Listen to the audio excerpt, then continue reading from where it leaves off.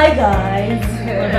Did you enjoy the break? Yeah. So it's gonna look like we've had no food, but clearly we have had seconds and thirds. Everything is there. Now, there is something that I really, really wanted to speak about, and I want to put that to the panel.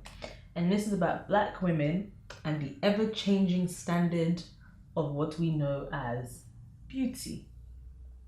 Right, so we're gonna discuss makeup, hair. I have a big issue with the one with hair and stuff, but I want to start with, as an individual and as a Black woman, how secure, we're talking about being vulnerable, right? So how secure are you in your self-image? In, you know, because that obviously equates to your self-worth, or we're not gonna get that deep, but how secure are you in how you look without makeup, without the without the baking and the, you know, just you as you?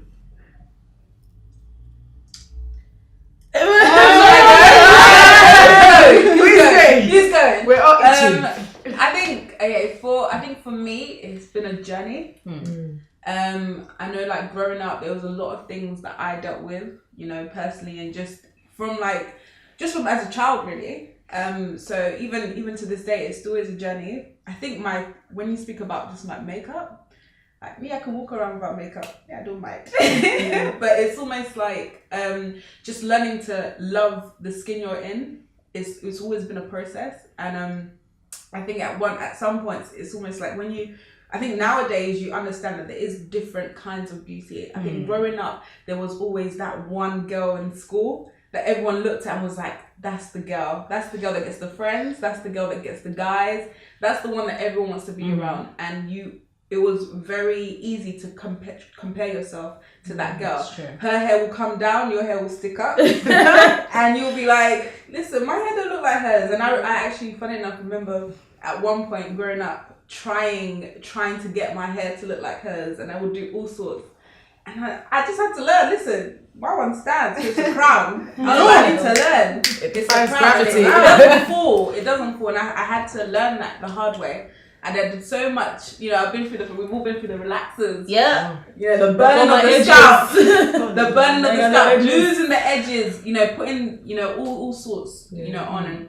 And it was difficult. And I think, you know, through time as well. And again, we were talking previously about the whole Black girl magic movement and just learning we're queens. And the more we see that, the better for us it is. 'Cause I look at my younger sister now and she's loving her afro hair, and I was like, I wish I was like that, because for me now she has an example. I didn't necessarily have that growing up, and she's like, yeah, I love it, my hair, my afro hair and stuff, like I want twist, I want this, you know, and she's loving it. And I look at her and admire her so much. I look up to my 9-year-old sister, you know, and it's crazy. So I think, for me it's been a journey.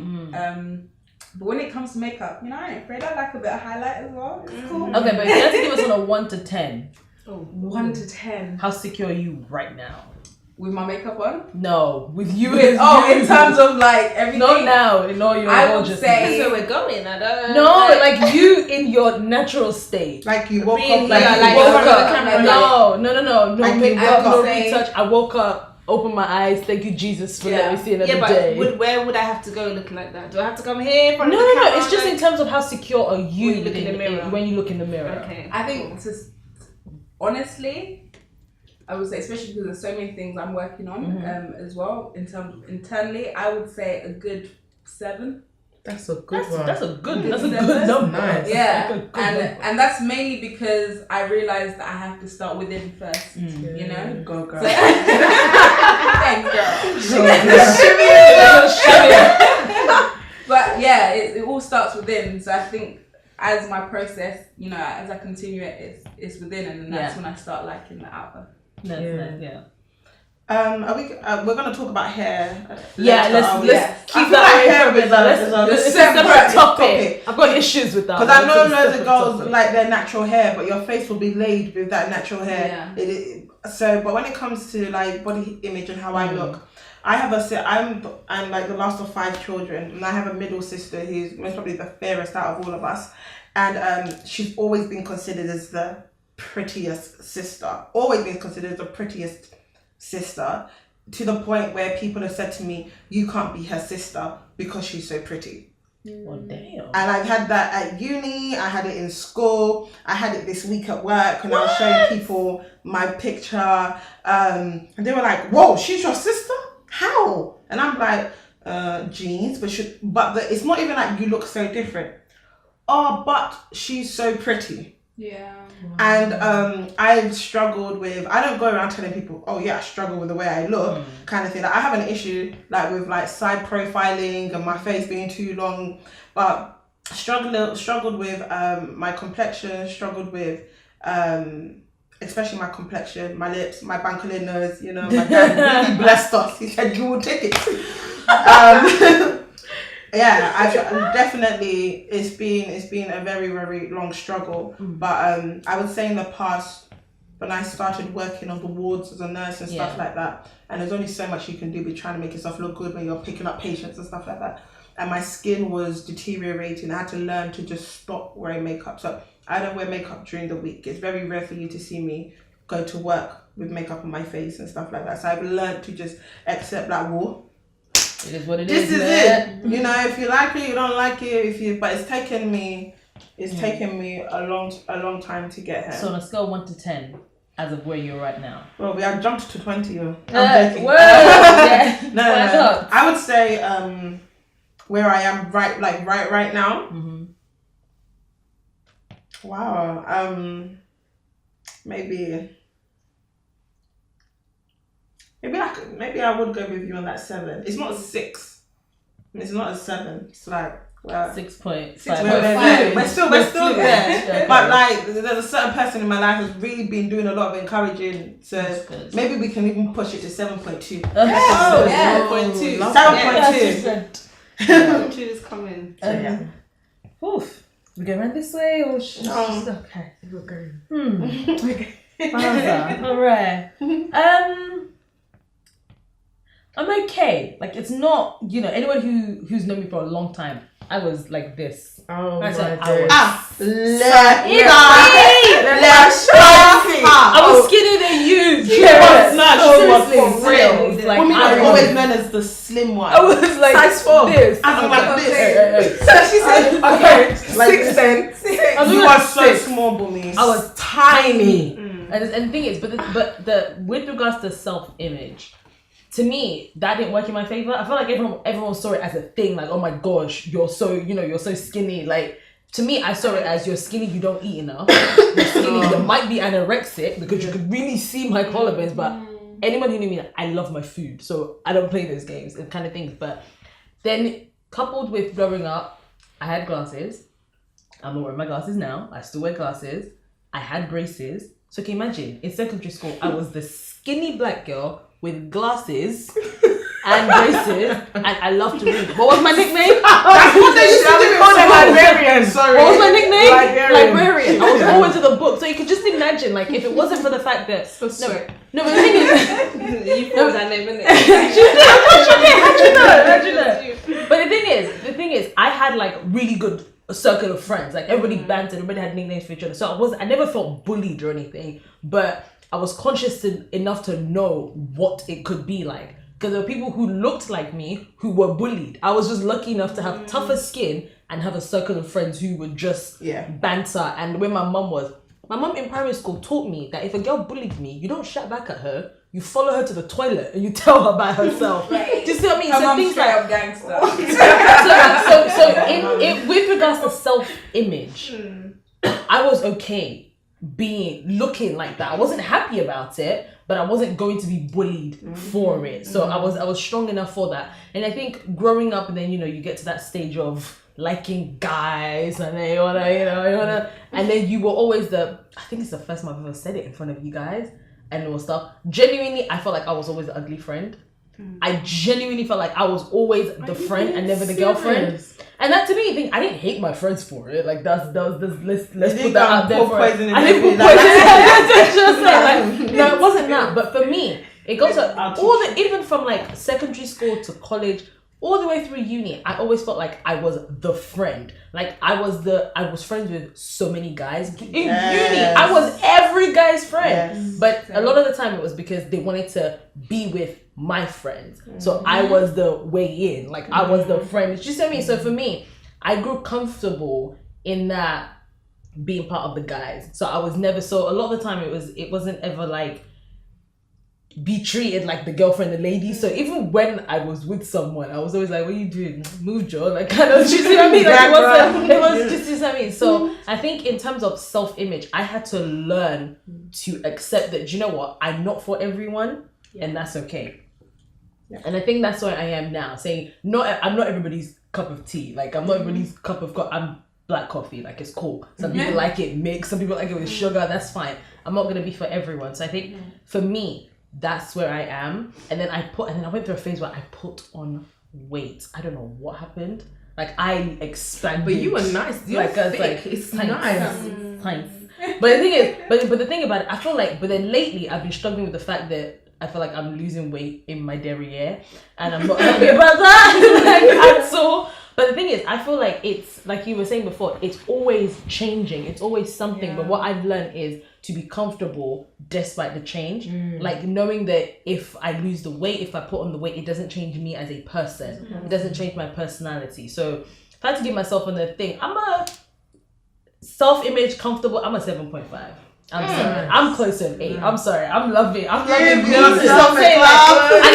that's nothing to do with the way I look or like my physicality. It's just the confidence I have in myself. And I have to say, shout out to Bay. He played a key role. Yes. I have to give him a shout out to that. He was always like, "What's your issue? Like, if you feel bad about it, go to the gym. If you feel okay about it, eat. Like, what's your problem? Just do you? Like, no.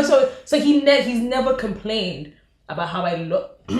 Sorry guys, I'm getting a bit emotional. Like no, but the thing is, he's never, and I think I have to give him a shout out for that. He's never complained about how I looked, and I felt like that really helped me along in the journey as well. So shout out to you. Give him a king shout. So nice. We really have to hit them well. Special. No, not many of them. There's not. It's not. Definitely not a shallow one. That's really good. So, body image for me. Okay, so obviously we used to chill together from secondary school. So my nickname was Mr. Muscle. It's not even missing. Mr. Oh, why this? Mr. Muscle. Straight up, because I was the athletic build. I had boobs because I've had boobs from the age of 9, but everywhere else was non-developed.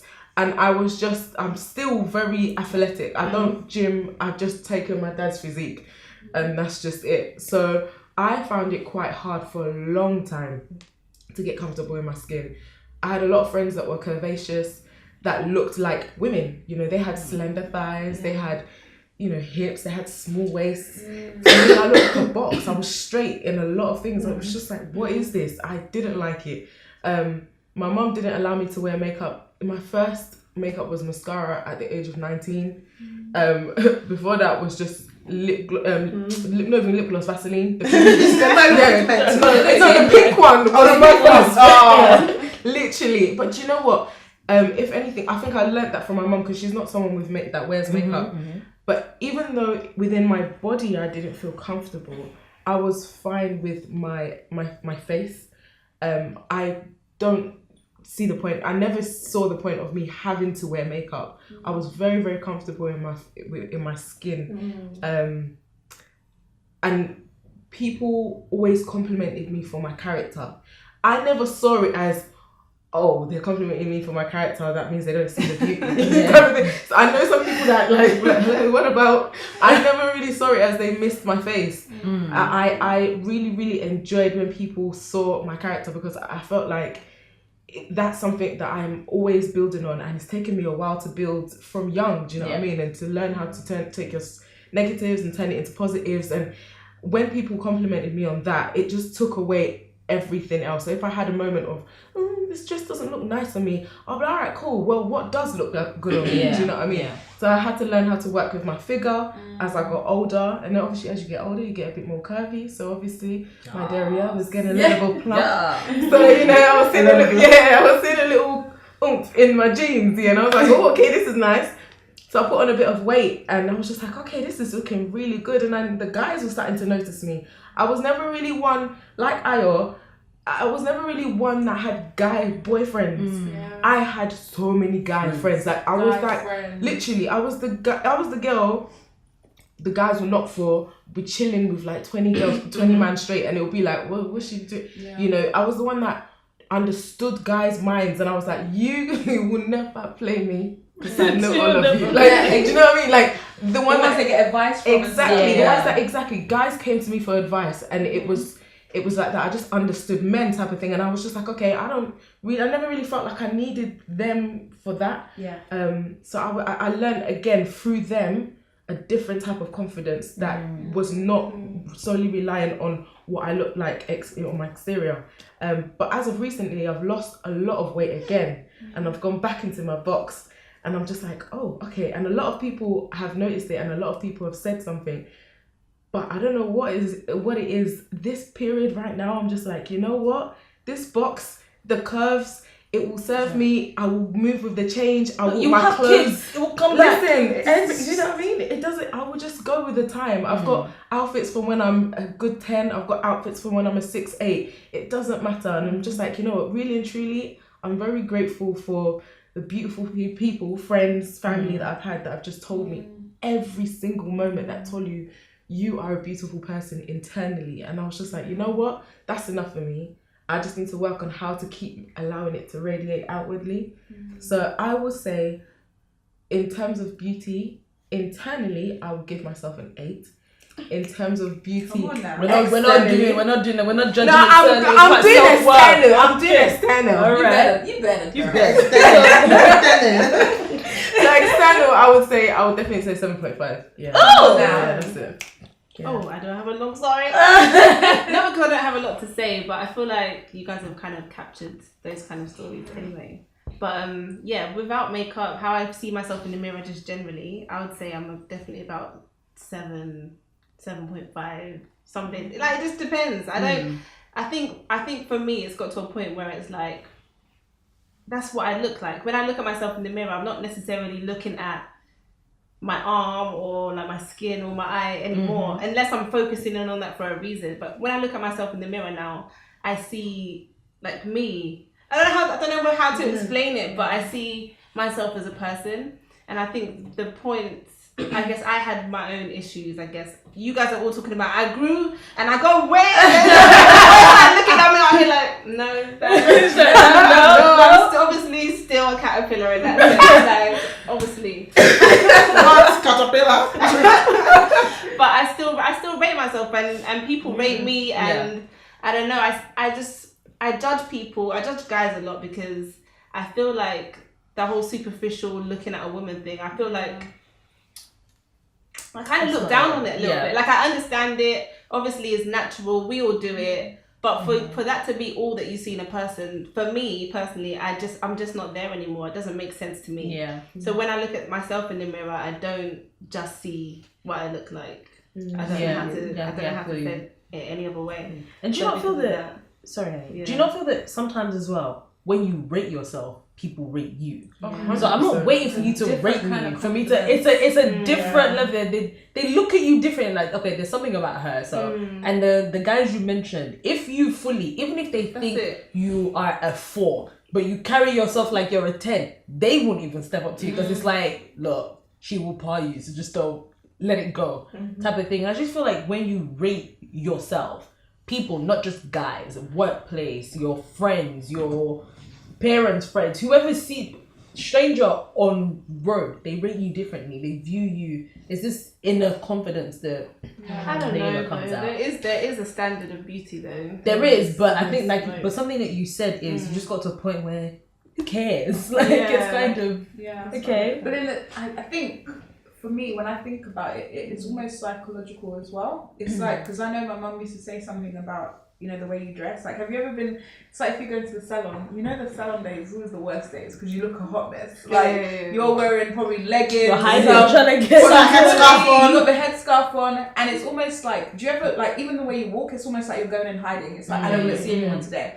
But tell me, that Saturday when you go to that wedding you go to frequently, and you got like a butterfly here. Honestly, you got those heels on, and you just start walking up and down unnecessarily because everyone needs to see you. No, but if you're not at a wedding, you have to do that. Exactly. No point sitting down with your dress. You don't go to the wedding and sit in the corner and you go to the toilet 4 times during the ceremony. You come out and hit the exception. Go to the bar, even if you're not buying anything. Extra. You walk back on the I'll just sit down. And you take those pictures. What was You it? take those Irene's pictures. wedding. I made sure, like my dress had a That's it. slit. She I made said she sure. was I slim. said, Hey, let's just I was like, But honestly, it's Yeah. like different kind of confidence. It's almost because you've already told yourself, I look amazing. I feel amazing. Very important. And it's almost like sometimes we need those affirmations. Some days we're not gonna have the hoodies, we're not gonna have the skirts, we're not gonna have the heels, we're not gonna have the makeup. But it's almost like in our heads we need to wake up and be like, I'm amazing, I'm beautiful. Yeah. You know? Like again, back to insecure. I don't wanna keep saying like but doing that thing in the mirror where you're like, not saying no this time, but damn girl, like you're literally looking at yourself and be like, I'm amazing, and constantly remind yourself, and then psychologically, like no one. If I tell myself I'm beautiful, who can? you can't tell me otherwise. You can't tell me otherwise. You can't tell me otherwise. Exactly. So I think it's definitely something we need to But tell. can we add age into it though? Because we can be like this now because Yes. we're at a point where we're looking back at our lives. exactly. But we have to acknowledge that if someone had been telling us this at the age of 14, 13, whatever, we would have been like, okay, thank you, sit down, move along. Like, you're not getting it. Because it's not that easy when you don't have It's that not. experience. There's a season of transition. I think that Yeah.